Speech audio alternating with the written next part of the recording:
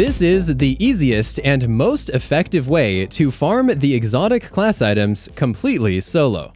This is an extremely straightforward and simple thing for anyone to do, and I love that you can basically just turn off your brain while earning some of the best loot in the game. Essentially, you're just going to be following an extremely specific route that I lay out in this video and using some strategies in order to optimize and obtain around 4 exotic class items per hour.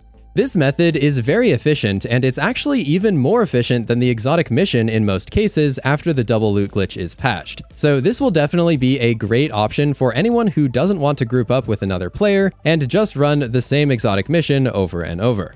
I extensively tested and used the method in this video myself to get my perfect roll Caliban Liar's Cloak that I've been wanting. So I think I've optimized this farming route to be quite rewarding and worth your time. The class items are very much worth farming for because they have some insane combos, and I actually covered the best combos in a video over on my second channel, so feel free to go check that out next if you haven't already. I will also admit that getting these class items to drop is the first time in a few years that I felt like truly hyped and excited for a piece of loot. So I'm very glad that that feeling is finally back in Destiny 2. Let's get started with the actual route and how to farm it. There are a few things that are required to do this, and also just a couple more that can be nice to have. In the required category, we have the Wombo Detector Ghost mod. This will allow you to detect the chests within 50 meters of your Guardian, and this will be an essential technique required to loot all of the chests and make sure that you've acquired all 5 of them on every single run. You will also need a fast Sparrow or Skimmer, and I also like to use a movement exotic like Stompies. Of course, that is not required by any means, but there are certain chests that you will need to jump and run to, and therefore the movement exotics can save you a lot of time. In a situation like this, you're going to be running the route so many times over and over, so every little bit of optimization will help. If you're anything like me, I would also recommend turning off the NPC dialogue in the settings because they're going to say the same things over and over, and after about the 200th time, it gets highly annoying.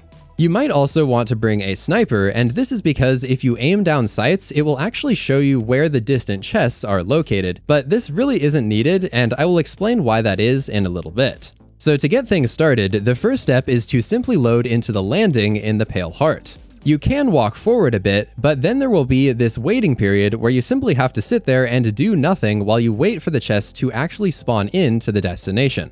At this time, you can aim in your sniper if you want, but you can honestly just sit there and wait until there is this very big, obvious white flash on your screen, and this indicates that the chests are now present. Once the chests have spawned in, you can summon your Sparrow and proceed forward as shown.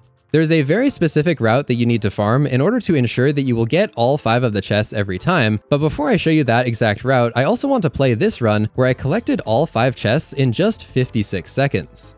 The crazy thing is that this was not even an optimal run. Like, as you can see, I messed up my Sparrow and my movement several times here. These mistakes just really go to show that you can still farm this really effectively even if you're constantly messing up like I was.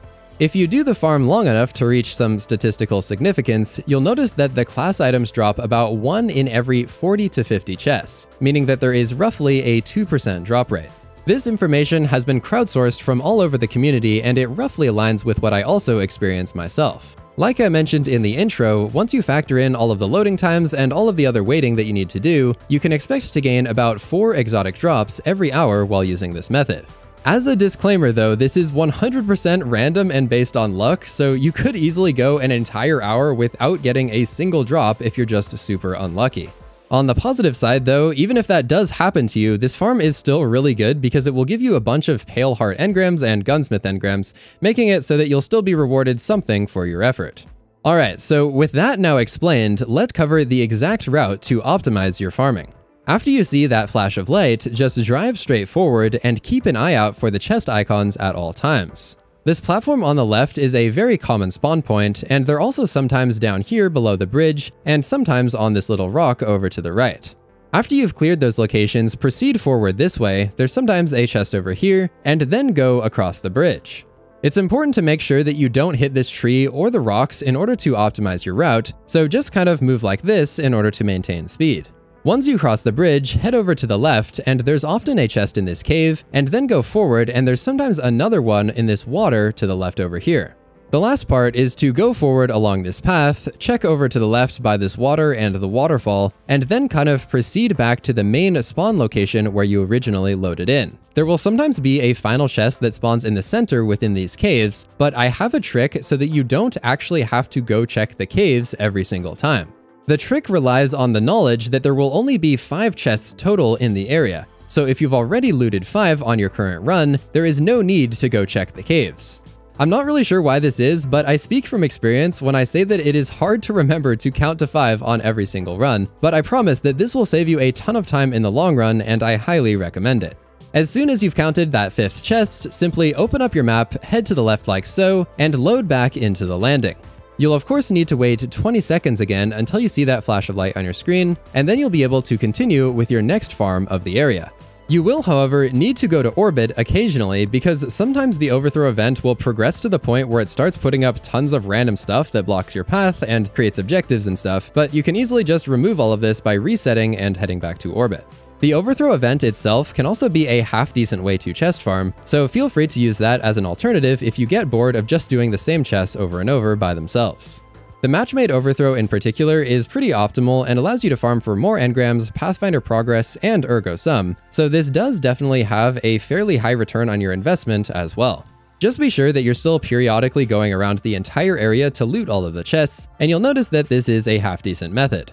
Another alternative is to just simply run around and loot stuff and do the objectives and explore the destination without a set farming route. This can be pretty fun, and although maybe it's not quite as optimal, feel free to do this if you want. With that said though, there are 64 total exotic class item roll possibilities on every single class, so you're gonna need to do this for quite a while if you actually want to get any given combo to drop. Even if you're using my optimized farm route and you get 4 per hour, you're still gonna need to do this for about 15 to 16 hours on average just to get the roll that you're looking for. You could potentially get quite lucky and get it sooner, but on the other hand, you could also be very unlucky and be farming this for literally 60 hours. It seems that there is no bad luck protection here, so it might be quite a grind to get the perfect roll for your build. Another thing to note is that for each character, you will need to run Dual Destiny 1 time before you can access this special farm. I will link a guide video in the description on exactly how to do this, and overall it should be quite straightforward if you follow the video as I explained everything very thoroughly. Overall though, this is just an easy and relaxing way to farm, and if you just want to chill out, put on some music, and get a bunch of great loot completely solo, then this is the perfect method for you. I often play solo myself, and like I said, I use this exact method to get my own perfect roll class item. So I definitely think that this is my personal favorite way to farm, especially if I'm just tired and I don't want to use a ton of brain power at the end of the day. If this video helped you, all I ask for is a like and a subscription. I'm really trying to get this third channel off the ground, but so far like 95% of you aren't subscribed, so I'd very much appreciate it if you would click that button down below. Thank you so much for watching, and next up, check out this video on how to farm for the best high stat armor in Destiny 2.